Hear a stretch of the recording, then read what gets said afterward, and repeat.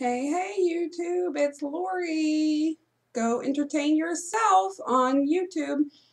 I am coming to you today from beautiful Plainfield, Indiana, where it's going to be 100 and something degrees today. So it's crazy.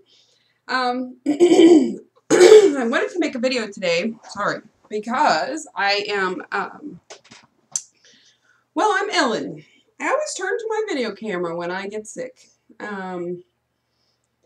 It's an interesting thought process behind that. I'll start with the numbers such as I know them. My mother and father-in-law have a scale here, but it's way different than mine, so I don't have any clue if it's right, but it looks like 184 today, which would be a 3-pound loss this week. Now, I had a fill on the 14th of June, and today is the 27th. So, there is a theory that it takes a while for the fluid in your tube to go through the port and through the tube into your band, and I would tend to agree with that because every day it seems like my band gets a little tighter. So I'm tighter than I want to be in the band, but you know, change doesn't come from the same old thing, right? So I'm riding it out. I have had a major health event over the weekend. I've been planning for this trip. I am a college student again for the first time in a while, and it's the home stretch, baby. Soon I will have a degree, but whoop-de-doo. The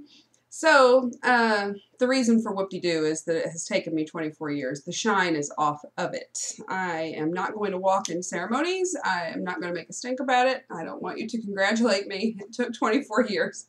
No congratulations necessary.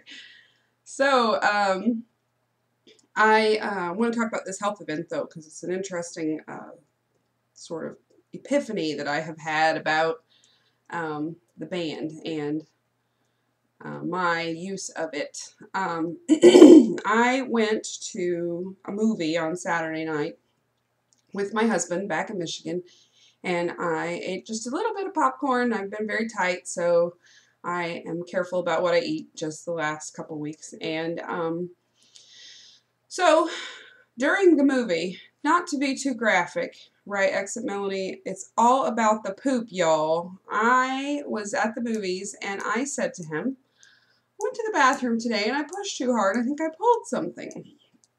Well, by Sunday morning, I could no longer pee correctly.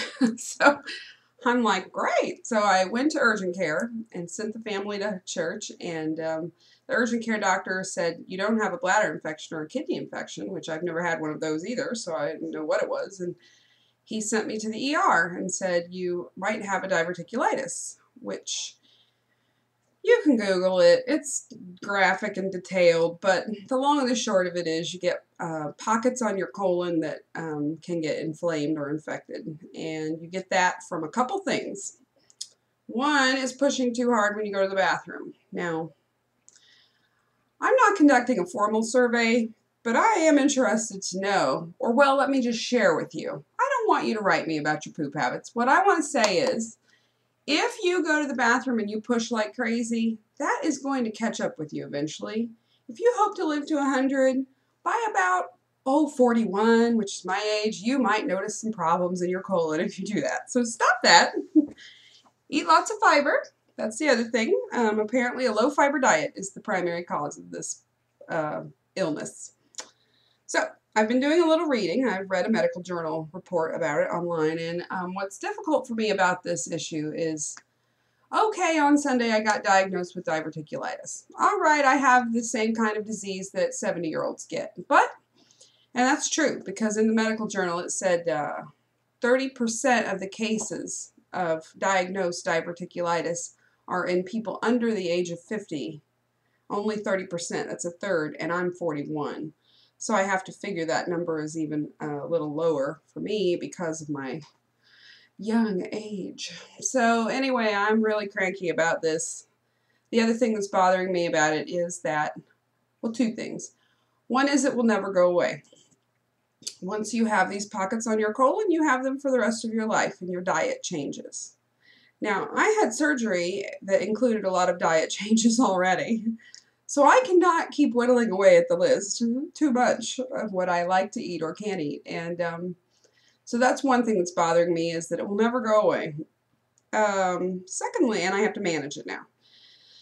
Secondly, I did this to myself.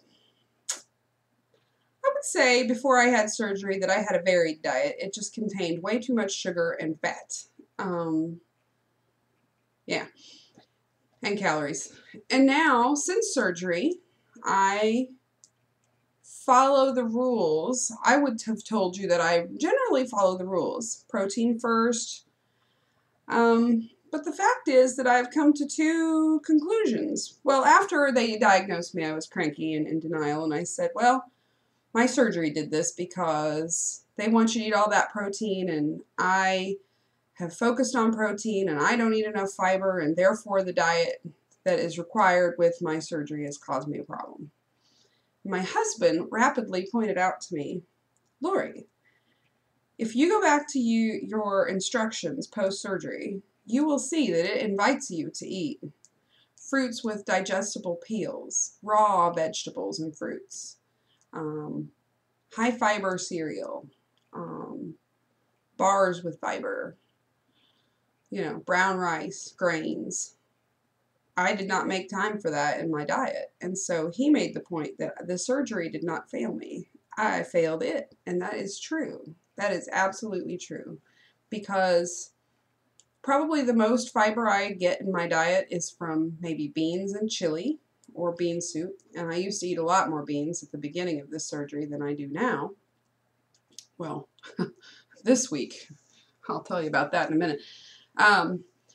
And I don't eat a lot of raw anything, raw fruits or vegetables. I eat cooked vegetables some, and I never eat fruit. Hardly ever. I eat a banana occasionally, which causes constipation, by the way.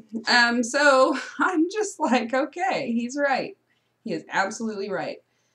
I am not following the rules. I did not look at the list of the variety of foods you're supposed to eat. And I know that probably a lot of people who have this level of restriction and who want to be satisfied will maybe not take the time to add those fruits and vegetables into their diet. They may get by on the meat and the cheese and the protein and the fish that I have. Well, that's fine if, your system will allow that. But if you start to notice that you can't use the bathroom very easily, if constipation is a huge issue for you and you're pushing to use the bathroom and you're having to enlist the help of Citracel or other fiber additives and to go to the bathroom, and it's not a part of your diet, it's a medicine that you're taking to use the bathroom, well, you need to probably rethink what you're eating.